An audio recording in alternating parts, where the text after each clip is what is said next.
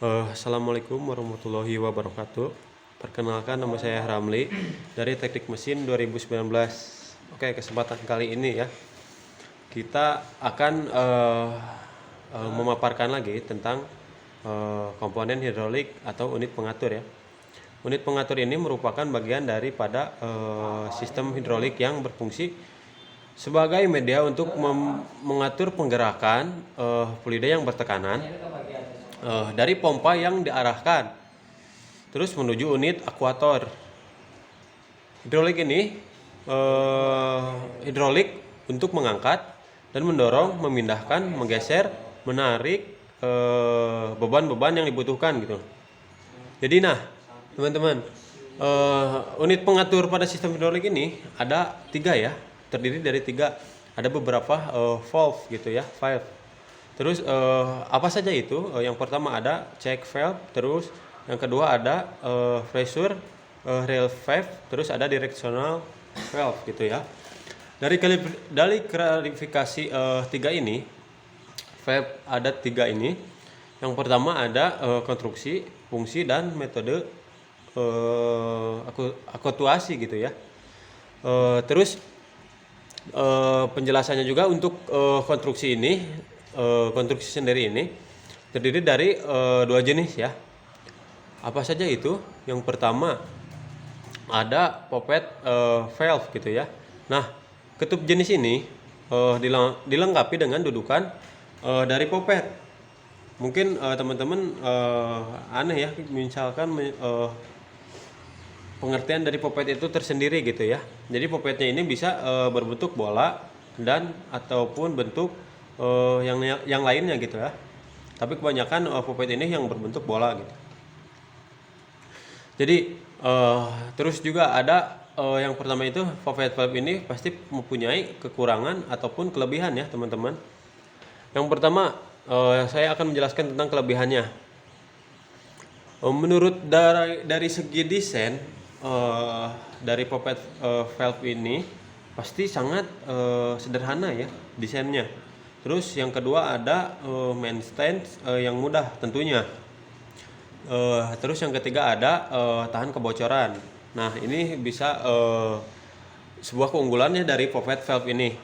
Yang kelebihannya pasti menentukan tahan kebocorannya. Terus adapun kekurangannya. Kekurangannya dari poppet valve ini yang pertama hanya cocok untuk aplikasi tekanan rendah gitu ya. Terus ada jumlah porot dan saluran yang terbatas. Itu dari poppet valve ini. Kelebihannya juga sangat menentukan gitu ya. Terus ada yang kedua, setelah poppet valve ini ada sliding spool valve gitu. Untuk jenis ini dilengkapi dengan spool dan bergerak secara aksial atau seperti apa ya? Pokoknya penggerakannya ini sangat aksial sekali gitu ya. Terus mungkin sama dengan poppet valve juga. Pastinya dalam sliding spool valve ini pasti punya kelebihan dan kekurangan juga ya teman-teman. Yang pertama ada jumlah port yang lebih banyak dari biasanya. Maksudnya dari spool valve ini. Terus ada yang kedua ada kemampuan kontrol yang lebih baik. Ini yang sliding spool valve, kemampuannya mengontrolnya lebih baik gitu ya. Hanya ada 2 menurut saya kelebihan dari spool ini. Terus ada juga kekurangannya itu ada harganya lebih mahal dari poppet valve ini kalau si sliding spool valve ini. Terus ada juga rentan kebocoran teman-teman kalau si sliding spool valve ini. Nah, seperti itu ya penjelasan dari sliding spool valve ini. Mungkin beda jauh ya kalau misalkan berbandingan harga dari isi poppet valve dan sliding spool valve ini. Terus juga ada untuk fungsi dari valve ini ada 3 ya. Fungsi dari si valve ini. Terus yang pertama directional valve ini atau ketup kontrol Katup kontrol arah ini berfungsi untuk mengarahkan fluida yang bertekanan sesuai penggerakan atau yang dibutuhkan pada silinder hidrolik. Nah, katup ini juga digunakan untuk mengontrol start atau start dan stop ini dari perubahan atau aliran fluida yang mengarah ke silinder hidrolik, ya, yang fungsinya yang direksional valve ini. Terus yang kedua ada flow control valve atau katup kontrol tekanan. Ya, katup ini juga berfungsi atau mengatur aliran fluida yang digunakan untuk mengatur memantau aliran fluida oli melalui sistem hidrolik yang flow control valve atau katup kontrol tekanan, ya. Jadi mengatur aliran sebuah fluida oli atau melalui sistem hidrolik gitu. Yang kedua. Terus ada pressure control valve atau pastinya katup kontrol aliran. Nah, yang ketiga ini katup ini berfungsi untuk mengatur tekanan pada supaya penggerakan hidrolik dapat bekerja secara beruntunan dan untuk mengurangi tekanan yang mengalir dalam saluran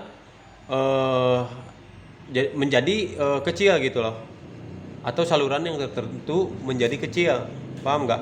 Jadi yang berfungsi mengatur tekanan supaya hidrolik ini bekerja secara berurutan dan mengurangi tekanan yang mengalir dalam saluran tertentu gitu dan menjadi kecil. Nah, seperti itu penjelasan dari fungsi bagian valve ini atau katup ini, ya. Tentunya katup jenis ini dibagi menjadi 3 macam gitu, ya. Yang pertama ada relief valve atau katup digunakan untuk mengatur tekanan yang bekerja pada sistem selain untuk mencegah terjadinya beban atau berlebih pada tekanan yang melebihi kemampuan rangkaian hidrolik. Itu yang pertama. Yang kedua ada sense valve atau sense katup, ya. Apa itu sense katup itu? Berfungsinya jenisnya seperti apa dan berfungsinya seperti apa.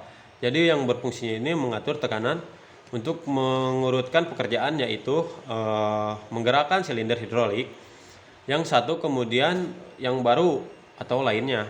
Maksudnya yang baru seperti yang baru lainnya gitu. Nah, pastinya yang sense ini lebih gampang dari misalkan jenis yang pertama gitu, ya. Terus ada 3. Yang ketiga itu ada pressure recording valve atau pressure recording valve, ya. Ini juga berfungsi untuk menurunkan tekanan cairan atau fluida yang mengalir pada saluran kerja karena penggerak yang akan menerimanya didesain dengan sangat lebih rendah gitu, ya, tekanannya yang rendah gitu.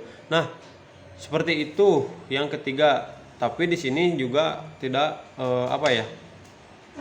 mengalir ke saluran kerjanya atau penggerak yang akan menerima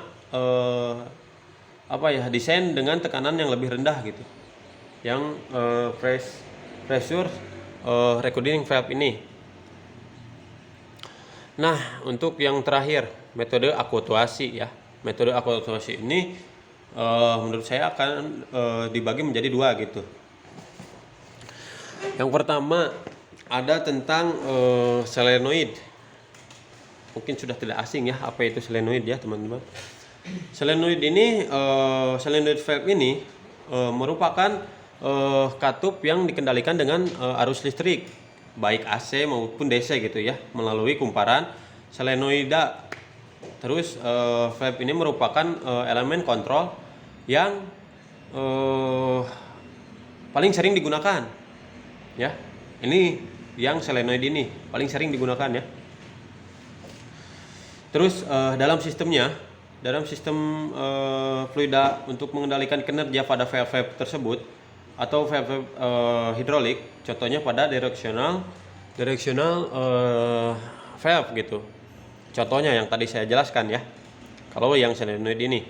Terus ada yang terakhir, ada mekanis. Nah, metode mekanis ini biasanya digunakan sistem seperti operasi manual, operasi nol, terus cam, ada tombol, terus ada juga operasi tuas dan pedal kaki. Terus yang terakhir ini ada pegas. Nah, seperti itu yang mekanis ya teman-teman. Nah, dari penjelasan semua dari tentang unit pengaturan atau lebih jelasnya dari katup tersebut atau valve ini, hanya itu saja yang bisa saya jelaskan. Mungkin kurang lebihnya mohon maaf. Terima kasih. Saya Ramli. Wassalamualaikum warahmatullahi wabarakatuh.